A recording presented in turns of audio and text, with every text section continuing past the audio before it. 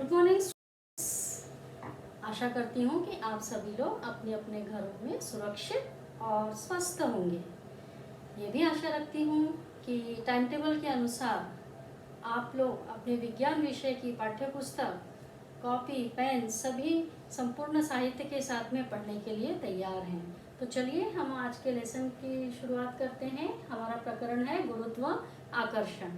गुरुत्वाकर्षण शुरू करने से पहले थोड़ा हम पूर्व ज्ञान जो है याद करने की कोशिश करेंगे। तो चलिए कुछ गतिविधियां करके देखते हैं। तो ये एक छोटी कार है। अब देखिए ये कार क्या हुआ, कार को मैंने क्या दिया, धक्का दिया। धक्का देने से क्या हुआ, कार अपनी जगह से दूसरी जगह चल पड़ी। तो कार को क्या मिली, गति मिली। जब हमने बल का उपयोग किया, हाथ लगाया यानी बल का उपयोग किया, तो स्थिर वस्तु में जो कार थी उसको क्या मिल गई, गति मिल गई। अब दूसरा देखते हैं।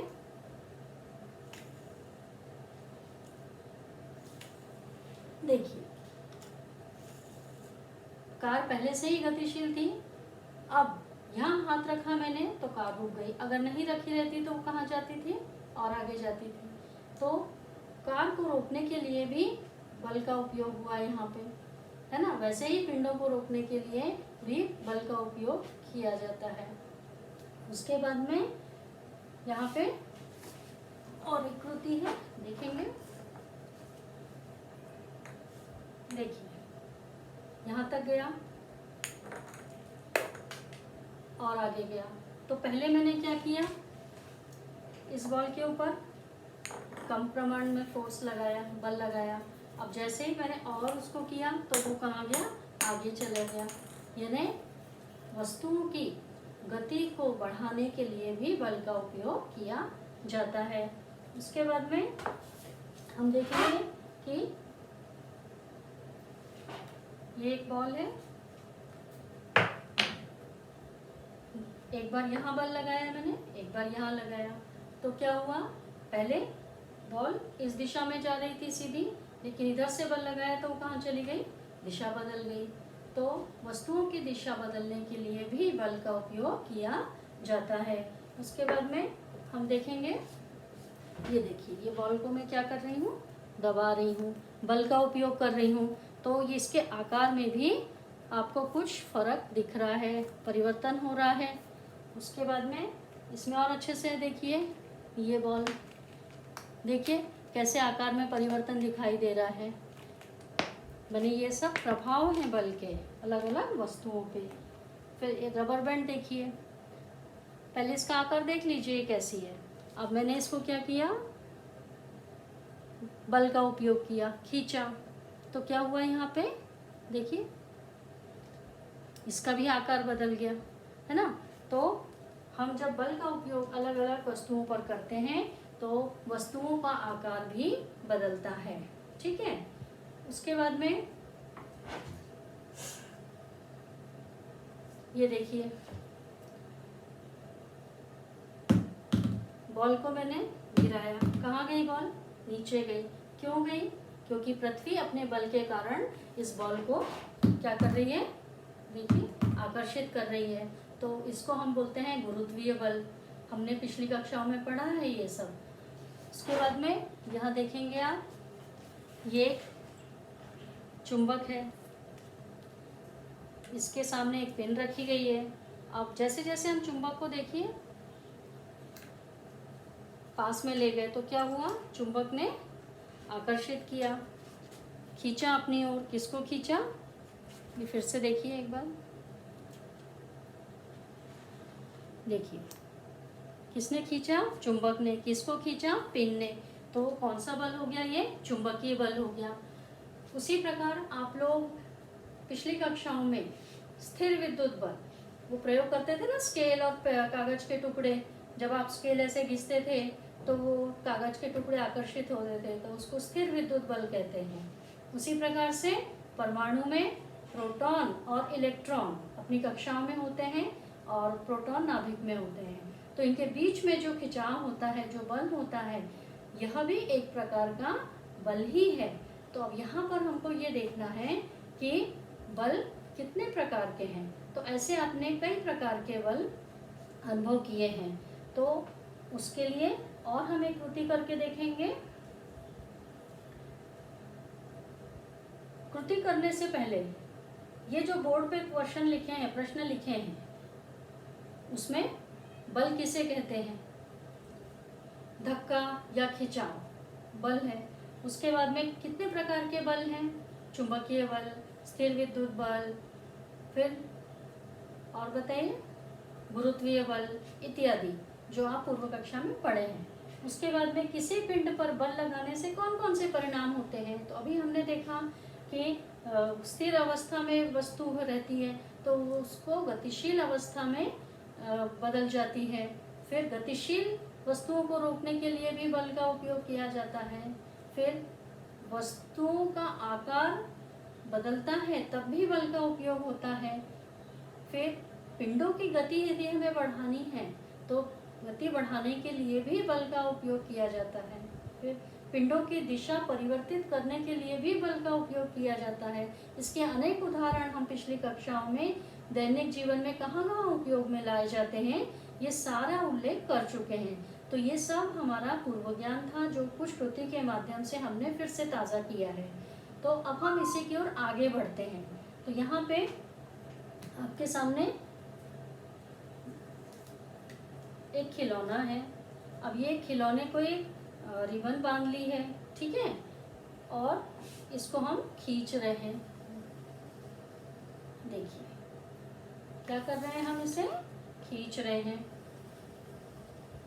अब खींचने से क्या हो रहा है, देखिए, क्या हमारा सीधा संपर्क इस खिलौने के साथ में है? किसके साथ में है? रिबन के साथ में है, ठीक है। फिर से देखिए, हम खिलौने को नहीं पकड़े हैं, हम किसे पकड़े हैं? रस्सी को। तो देखिए ये खिलौना कहाँ आ रहा है? आगे बढ़ता आ रहा है। क्यों आ रहा है? क्योंकि हम इसे खींच रहे हैं। अब इसी के साथ साथ इसके पहले वाली गतिविधि जो मैं दिखा चुकी हूँ आपको, फिर से दिखा रही हूँ। फिर से देखिए क्या हो रहा है यहाँ पे, क्या हुआ, फिर से देखिए, स्थिर अवस्था से गतिशील अवस्था हुई, यहाँ पर भी स्थिर अवस्था से गतिशील अवस्था हुई। लेकिन फर्क क्या है दोनों में? देखिए यहाँ पे एक बार बल का उपयोग हो गया, ये संपर्क में था, ये देखिए संपर्क में था, तो ये जो चक्के हैं गाड़ी के, ये सतह से सीधा संपर्क में है, चाहे वो टेबल हो चाहे रोड हो। यहाँ पर देखिए ये सतह के संपर्क में है, लेकिन किसके कारण है? ये रिबन के कारण। ये डायरेक्ट नहीं है, सीधा संपर्क इसका हमारे हाथ पर नहीं है, हम सीधा उसको क्या कर रहे हैं? खींच रहे हैं। तो यहाँ पे हम देख रहे हैं कि ये संपर्क बल है और ये असंपर्क बल है, ये भी आप पिछली कक्षा में पढ़े हैं। तो यहाँ पे हमने दोनों में फर्क समझा कि संपर्क बल क्या होता है और असंपर्क बल क्या होता है। अब आगे बढ़ते हैं बच्चों। अब जब हम इसको खींच रहे हैं तो देखिए खींचते समय क्या हो रहा है? बल ऊपर की दिशा में कार्य कर रहा है। अब यहाँ देखिए, अब ये बल जो है मान लीजिए 1 न्यूटन है। कितना है बच्चों? 1 न्यूटन है। ये आपको दिख रहा है 1 न्यूटन है। तो बल ऊपर की दिशा में कार्य कर रहा है यहाँ पे, और ये विशिष्ट दिशा में जा रहा है ना। तो यहाँ पर दोनों चीजें दिख रही हैं हमको, दिशा भी समझ में आ रही है और यहाँ पे जो बल लग रहा है ऊपर की दिशा में, इसका मान भी है हमारे पास कि मान लिया है कि ये 1 न्यूटन है। तो यहाँ बल और दिशा दोनों इस कृति में समझ रही है। तो जब बल और बल में दिशा भी है और क्या है? मान भी है, यानी परिणाम भी है। तो जिन राशियों में दोनों चीजें होती हैं, दिशा और परिणाम, ऐसी राशियों को हम सदिश राशि कहते हैं। तो बल भी एक प्रकार की क्या है बच्चों? सदिश राशि है, ठीक है। तो अब यहाँ पर हम आगे बढ़ते हैं। तो बच्चों जैसे हमने अभी पढ़ा कि बल के कितने प्रकार हैं, बल के क्या क्या प्रभाव हैं, फिर बल एक सदिश राशि है। अब इसी संकल्पना को ध्यान में रखते हुए हम अपना आगे की ओर बढ़ते हैं। तो यहाँ पे अब हमको सबसे पहले ये देखना है कि आपने जैसे अभी बल के प्रकार जो हैं, संपर्क बल और असंपर्क बल, तो यहाँ पे अब हमको फिर से मैं इस गतिविधि पे आ रही हूँ कि ये दोनों के बीच में संपर्क है, लेकिन कैसा है, एक दूरी पर संपर्क है। ठीक है, यहाँ पे कैसा संपर्क था, सीधा संपर्क था, तो ये संपर्क बल हो गया। तो अब यहाँ पे हम जो है, जैसे चुंबकीय बल असंपर्क बल है, स्थिर विद्युत बल असंपर्क बल है, और फिर हमने बताया कि परमाणु में प्रोटॉन और इलेक्ट्रॉन के बीच में जो खिंचाव है वो भी असंपर्क बल है। उसी प्रकार से अभी ये जो बताया था मैंने, ये देखिए, ये गुरुत्वीय बल, यह भी एक प्रकार का असंपर्क बल है पर एक दूरी पर है। तो बच्चों यहाँ देखिए, यहाँ पे बल के प्रकार हैं वो तो हमने पढ़े, लेकिन अभी यहाँ पे देखिए, यहाँ देखना है कि बल क्या है, यह एक धक्का है या खिंचाव है। बल या सदिश राशि है, इसमें परिणाम और दिशा दोनों हैं। तो अब दो इसमें संपर्क करने वाला बल और एक दूरी पर बल। तो जो संपर्क वाला बल है उसमें वास्तव में संपर्क बल है, धक्का या खिंचाव। ठीक है, उसके बाद में किसी को जब हम मुक्का मारते हैं, ये करते हैं, उसमें भी संपर्क, डायरेक्ट कांटेक्ट होता है। उसके बाद अभी हमने बोला कि जो है बल दूरी पर है, उसमें सीधे संपर्क की आवश्यकता नहीं होती है। तो इसी प्रकार का चुंबकीय बल, स्थिर विद्युत बल, ठीक है, तो ये जो बल है ये हमने अभी देखे, है ना। तो उसी प्रकार से जो गुरुत्वाकर्षण बल है, यह भी बल है, दूरी पर यह बल है। तो हम आगे बढ़ते हैं बच्चों।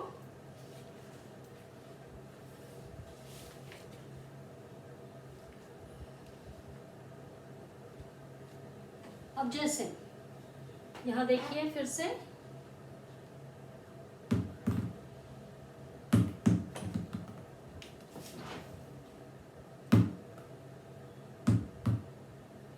देखिए मैं अलग अलग ऊंचाई से ये गेंद को फेंक रही हूँ, तब भी ये कहाँ आ रहा है, नीचे ही आ रहा है। उसी प्रकार आपने न्यूटन, ये वाला सभी को पता है, पेड़ और एप्पल, इसके बारे में सारे बच्चे पहले भी जानते हैं, पूर्व कक्षाओं में इसका उल्लेख किया गया है। तो न्यूटन ने यह देखा कि जब फल जो है एप्पल, जैसे बॉल कैसे अलग अलग हाइट से नीचे गिर रहा है तब भी नीचे आ रहा है, उसी प्रकार एप्पल भी, सेब भी अलग अलग ऊंचाई से गिरते हैं तो वह नीचे ही आते हैं। तो यहाँ पर निश्चित रूप से एक बल कार्य करता है। कौन सा बल है वो? गुरुत्वाकर्षण बल। ठीक है, तो यहाँ पे अभी हमको ये समझना है कि जैसा गुरुत्वाकर्षण बल पृथ्वी पर है ना, अलग अलग पिंडों पर कार्य करता है, तो क्या उसी प्रकार सिर्फ पृथ्वी पर ही ये अलग अलग पिंडों पर कार्य करता है कि और भी अंतरिक्ष में भी होता है ऐसा, या अलग अलग ग्रहों के साथ, तारों के साथ, पिंडों के साथ में होता है? तो यहाँ पर ये एक छोटी सी कृति है, इसे हम देखेंगे। तो बच्चों ये है पृथ्वी और ये है चंद्रमा। हम सब जानते हैं कि चंद्रमा जो है पृथ्वी की क्या करता है, पूरा एक चक्कर लगाता है, जिसे हम परिवलन कहते हैं। ठीक है, अब ये क्रिया होते समय क्या इन दोनों पिंड, पृथ्वी और चंद्रमा, इनके बीच कोई बल है? तो हाँ बच्चों, इनके बीच भी बल है। तो यहाँ पे देखिए, अब ये बल जो है ये किस दिशा में है? केंद्र की दिशा में होता है। ठीक है, तो यहाँ पे क्या करती है पृथ्वी? अपनी ओर, यानी किसको खींच रही है? चंद्रमा को। तो यहाँ पर भी बल है। अभी हम इसको समझने के लिए और एक कृति करके देखेंगे। यहाँ देखिए, ये एक चकती ले रही हूँ मैं। अब ये चकती को मैं क्या कर रही हूँ? गोल गोल घुमा रही हूँ। तो जब क्या हो रहा है गोल गोल घुमाने से? क्या हो रहा है बच्चों? ये गोल पथ पर घूम रही है ना। और जब इसको हम गोल गोल घुमा रहे हैं तो चकती जो है केंद्र की ओर जा आ रही है, हर बार कहाँ आ रही है, केंद्र की ओर। तो चकती पर कक्षा के केंद्र की दिशा में बल प्रयुक्त हो रहा है ना। अब जैसे ही हम इस रस्सी को छोड़ेंगे तो क्या होगा, ये कहाँ जाएगी देखेंगे। जो हम इस पे बल लगा रहे हैं ये बल पूरा खत्म हो जाएगा, है ना। तो क्या हुआ बच्चों, जैसे ही हमने इस पे बल लगाया तो बल लगाने के बाद क्या हुआ, ये गोल गोल घूमने लगी।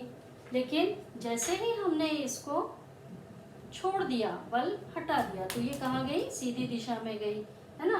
अब यहाँ पर होता क्या है, तो पहले हम क्या करेंगे, वो सेब वाला उदाहरण लेंगे। तो वृक्ष से जब सेब जो है, जैसे ये मान लीजिए ये सेब है, तो ये जो नीचे गिर रहा है, तो पृथ्वी के केंद्र की कक्षा की ओर जाने वाली दिशा क्षैतिज की लंबवत दिशा में होने के कारण, ये लंबवत दिशा में होने के कारण सेब वृक्ष क्षैतिज की लंबवत दिशा में नीचे गिरता है, ठीक है।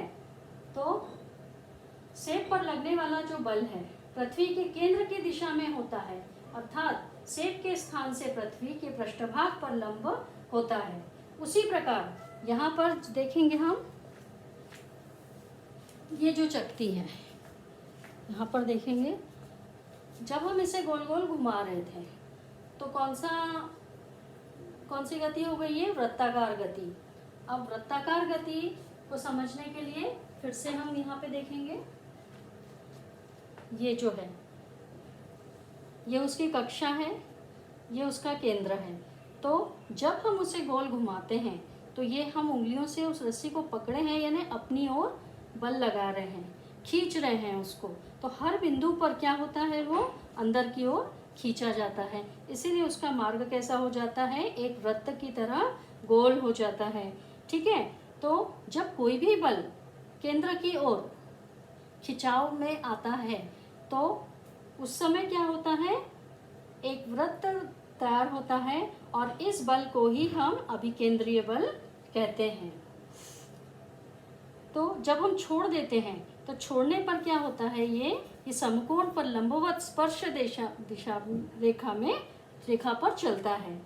छोड़ने पर पिंड त्रिज्या के समकोण पर लंबवत स्पर्श रेखा में चलता है। जैसे वो सीधा गया ना, तो कैसी थी उसकी दिशा, लंब दिशा थी। और सिक्का जब स्पर्श रेखा की दिशा में फेंका जाता है, ठीक है।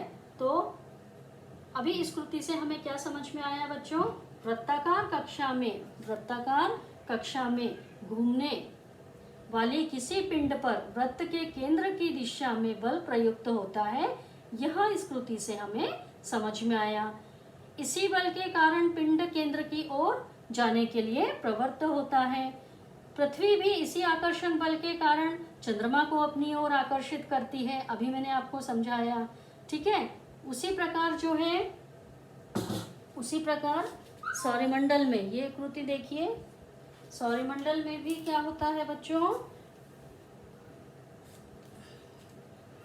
सूर्य मध्य में है और ये बाकी ग्रह, ये एक छोटी सी कक्षा, मैंने 3-4 कक्षाएं बनाई हैं, ये छोटे बॉल जो हैं ये सब ग्रह बता रहे हैं और बीच में सूर्य है।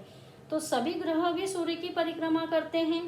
सूर्य की परिक्रमा करते समय क्या होता है कि सभी ग्रह जो है सूर्य के केंद्र की ओर, सूर्य की ओर आकर्षित होते हैं। तो यहाँ पर भी गुरुत्व आकर्षण बल कार्य करता है। मैंने गति कैसी है इसकी, वृत्ताकार गति है। और इसी प्रकार सूर्य भी पृथ्वी के साथ अन्य सभी ग्रहों को अपनी ओर आकर्षित करता है। तो यहाँ पर भी ये बल कार्य करता है। उसके बाद में अभी हमने ये देखा, एक कृति और है आपके सामने जो आपको और अच्छे से समझ में आएगी बच्चों। ये देखिए, ये प्रयोग भी आपने किया है। अब यहाँ देखिए मैं क्या करूँगी, इधर सिक्का डाला, इधर डाला, फिर इधर डाला। तो देखिए हर अलग अलग स्थान पर मैं क्या कर रही हूँ, सिक्का डाल रही हूँ। सीधी कैसी घूम रही है, गोल घूम रही है ना। तो जब हमेशा क्या होता है बेटा, यहाँ पे जिस उस क्षण वृत्त पर जो सिक्का रखा हुआ है, मैंने सीढ़ी पर जो सिक्का रखा हुआ है वो कहाँ जाता है, स्पर्श रेखा की दिशा में वो सिक्का फेंका जाता है, क्योंकि उस क्षण वह उसके वेग की दिशा होती है, तो सिक्का स्पर्श रेखा की दिशा में फेंका जाता है। तो बच्चों, वृत्ताकार कक्षा में घूमने वाली किसी भी पिंड पर वृत्त के केंद्र की दिशा में बल प्रयुक्त होता है, यह इस कृति से हमें समझ में आ रहा है। ठीक है, जैसे ही हम छोड़ देते हैं तो वह सीधा स्पर्श रेखा की दिशा में फेंका जाता है। तो इसी बल के कारण पिंड केंद्र की ओर जाने के लिए प्रवृत्त होते हैं। ठीक है, तो इसी बल को हम कहते हैं अभिकेंद्रीय बल, सेंटर सीकिंग फोर्स, यानी ये केंद्र की ओर बल आकर्षित होता है। तो आशा करती हूँ बच्चों कि इतना आपको गुरुत्वाकर्षण बल, उसके बाद में फिर आपको वृत्ताकार गति जिसे हम अभिकेंद्रीय बल, ठीक है, तो ये सारी चीज़ें अभी आपने सीखी। तो अब हम यहाँ पर थोड़ा सा आपको और बताने की कोशिश करेंगे।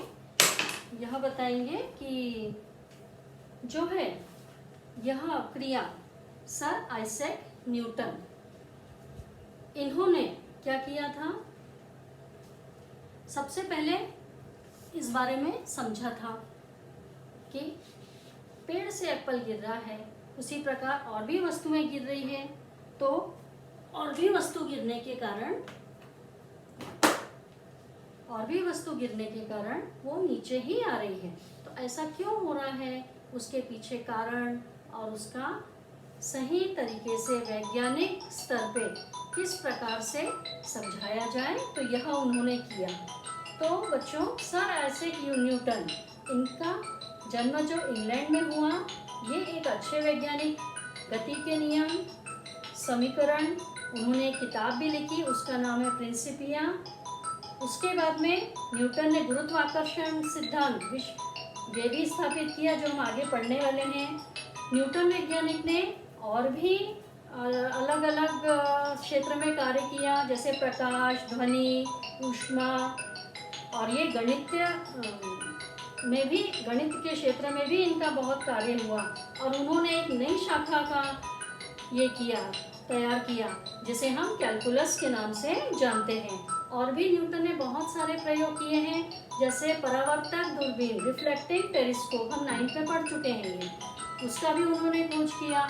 उसके बाद में न्यूटन डिस्क का नाम आपने सुना है, चक्री, 7 रंगों की चक्री, तो यह भी उन्होंने देखा कि एक सफ़ेद रंग जो है 7 रंगों का मिश्रण होता है, तो जिसको हम न्यूटन डिस्क इसके नाम से जानते हैं।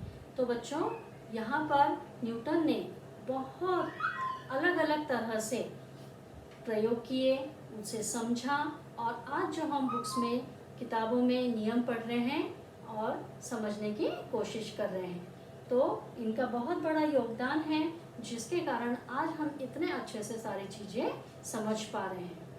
तो ठीक है बच्चों, अभी हम आगे बढ़ेंगे। इसके लिए